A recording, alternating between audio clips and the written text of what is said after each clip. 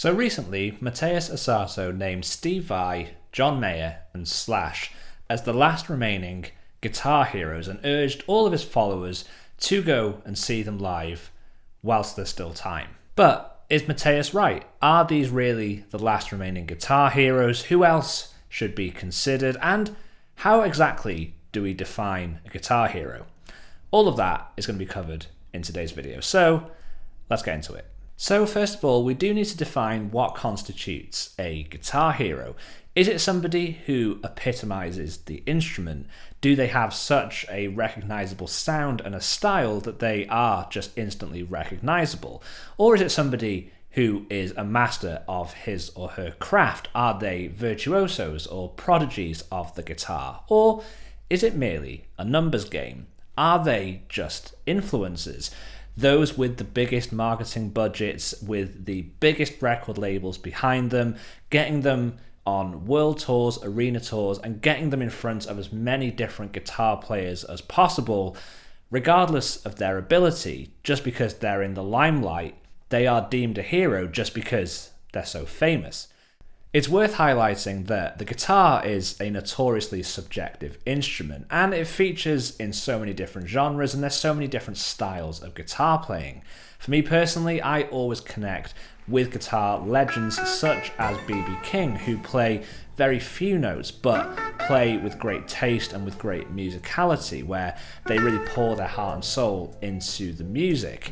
And I connect with that far more than guitar players who can play a million notes and can play with great speed, who clearly have a lot of technical efficiency on the guitar, but for me just fall short in terms of the melody aspect of guitar. And there will be other guitar players that will say the opposite and will find the speed and the kind of swiftness that a guitar player can navigate the fretboard as being really impressive, and maybe we'll listen to somebody like B.B. King and think that that music is maybe just a little simple. And that's the beauty of this instrument, is that there is so much variety. And therefore, defining who are the last remaining guitar heroes is a tremendously contentious topic, and I'm sure Mateus has had a lot of polarizing comments on his picks. That being said, in a lot of ways, I think Mateus is right, but on the other hand, I do think there are some glaring omissions from his list, and all will be revealed. So let's take a closer look at Mateus's picks. I think in terms of their influence and their fame, there will be few people in the guitar world who are unfamiliar with these big names. All three have played sizable venues across the world. All three have had the backing of some pretty big music industry labels, publishing companies, and management. And all three have released very distinguishable and highly acclaimed guitar-centric records over their long careers. Steve Vai, a Berklee College of Music graduate who got his start playing guitar in Frank Zappa's band, shot to fame in 1983 when his song, The Attitude Song, was published in Guitar Player magazine. He went on to create a signature guitar with Ibanez called the Gem, which was a guitar that at the time was really cutting edge and had some features on it that were brand new to the market and the first of their kind, namely the floating tremolo, which became a hardware feature so synonymous with the metal genre that a number of manufacturers since have incorporated a floating trem system on their guitars. And in terms of his signature Ibanez Gem, well, he sold a load of them. I remember when I was in school, it was the guitar that every young guitar player wanted to buy if they were into a lot of hard rock and metal. Now that's a pretty long career and a pretty decent CV. Next we have Slash, who joined Guns N' Roses in 1985, and in the summer of 1987 they released their album Appetite of Destruction, which by the mid-2000s had sold more than 28 million copies worldwide and is well loved as one of the greatest rock albums of all time. They then released their breakout hit and arguably one of their most iconic songs, Sweet Child of Mine, which really featured heavily Slash's intro riff and very musical melodic guitar solo that I think everybody has been humming ever since. It's been covered countless times, and it's one of the most iconic guitar riffs of all time. Coupled with his iconic look and his equally famous top hat, Slash made sure that he was going to be a guitar player that would be very difficult to forget, which was a really, really great marketing move. Well done, Slash. And finally, we have John Mayer, another Berklee College of Music graduate and a genre-hopping guitar player. Whereas the other two guitar players really made their impressions and put their stamp on the guitar industry in the mid-80s, John Mayer has been a trailblazer of the instrument in more recent years. His 2006 release Continuum, which earned John 2 Grammys and featured hits such as Gravity and Slow Dancing in a Burning Room, transformed John Mayer from a pop star to a bona fide guitar player. This soulful blues-inspired album really started to turn heads. John started sitting in with legendary musicians such as Eric Clapton, B.B. King, and Buddy Guy. Their approval made John Mayer a guitarist not to be underestimated. And he cut all those tracks in about an hour, first or second take, and I was gobsmacked, really. I mean, you know, new respect for John, because he's extremely gifted. I mean, his facility is phenomenal. He is a master. He doesn't even, I don't think he even knows how good he is. Signed to Columbia Records, John Mayer had major label support, enabling him to sell out arenas worldwide for well over a decade. Factor in a signature series Fender Stratocaster made by Fender in the custom shop, partnering with Two-Rock to make a John Mayer signature amp, and having a load of gear that most musicians can only dream of owning, from Dumbles to Klon Centaurs, and more recently having 2 signature guitars with PRS and a signature amp. All of this, matched with John's social media presence, makes him one of the most influential musicians alive today. You could say that John Mayer is the modern day guitar influencer. Sorry, John. But it's true, there are few people who have influenced people's spending habits, their choice in gear, their love of guitar tone more than John Mayer. Guitar playing aside, the amount of money that John has injected into the guitar industry purely by influencing people's purchasing decisions is not something to be underestimated. All of this poses the question, are guitar heroes because of their playing, or are they guitar heroes because of their ability to sell product?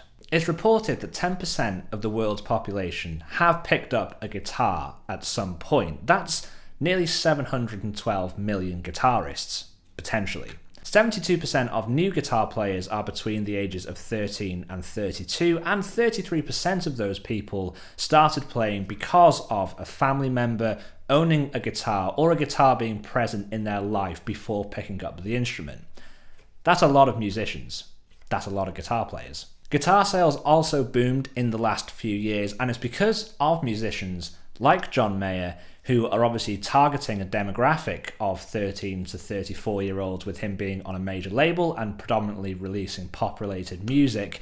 It's that influence that is really making the guitar have a resurgence. Young people who are discovering guitar for the first time and are active on social media are far more likely to stumble across John Mayer than they are potentially Steve Vai or Slash at this point. So with all this being said, who has Mateus missed out? Now, I would say, in Mateus's modesty, he's neglected to mention himself, and I would definitely include Mateus Asato in this list.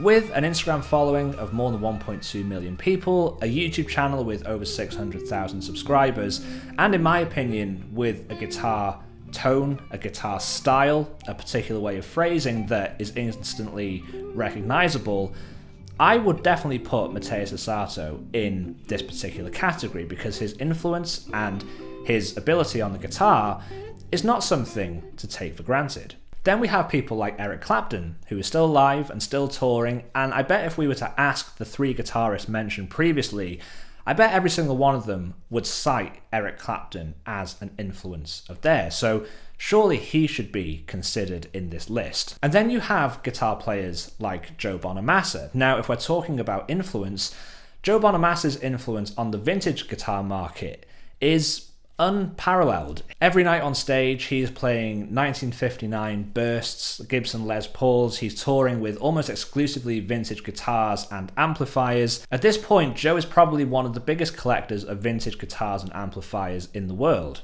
Joe is making waves and keeping the guitar and the history of guitar alive, and in a recent interview with Premier Guitar, I believe it was, Joe mentioned that he gets a lot of feedback from fans who are saying the thrill of going to one of his shows is now sometimes less just about the music and the guitar playing, but it's also the thrill of getting to hear and getting to see all of these iconic pieces of guitar history. So whether you love Joe's playing or not, I think it's fair to say that he needs to be part of the conversation just because he is a real custodian of the guitar and he is influencing a lot of people to go down the vintage route when buying instruments. And that's not to be overlooked. Then we need to mention the lesser known guitar players. These are the guitar players that don't have the major label support. The music industry has changed a lot from the mid-80s when Steve Vai and Slash were coming onto the scene. Now it's much harder to get exposure.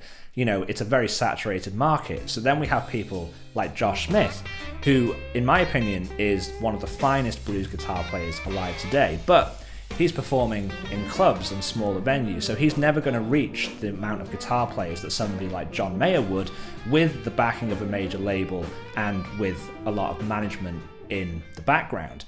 And then you have people like Julian Lage in the jazz world, who has been a prodigy of the guitar since an early age. I think he was barely a teenager when he started playing guitar professionally. He has a signature guitar with Collings, who are one of the best manufacturers of musical instruments in the world. So surely he should be mentioned as a living guitar hero of the modern age. It begs the question, do those things really count for anything? Does virtuosity on a guitar and does having a signature guitar from one of the most well-respected manufacturers in the world, does that count for anything in the conversation of guitar heroes? Let me know in the comments. So what's the takeaway from all of this? Well, it all comes down to the definition of a guitar hero. Are you a guitar hero because of your ability? Are you a guitar hero because of your influence and your fame? And are those really fair judgments to make when categorizing guitar players? Let me know in the comments down below. I would love to hear your thoughts on this very contentious topic, and let me know who your 3 guitar heroes that are alive today. Let me know who those 3 people would be for you. For what it's worth, I do think that Mateus is right, and I do applaud his choices, but that being said, I do feel like there is room for more guitar players in this conversation, and there are some glaring omissions, and need to have their name thrown into the ring. As always guys, thank you so much for watching this video. If you haven't subscribed to the channel, then do take a second to hit that red button. It really means a lot, really helps support the channel, and if you've enjoyed this video, make sure to give it a thumbs up. And I'll see you all on Tuesday for another video.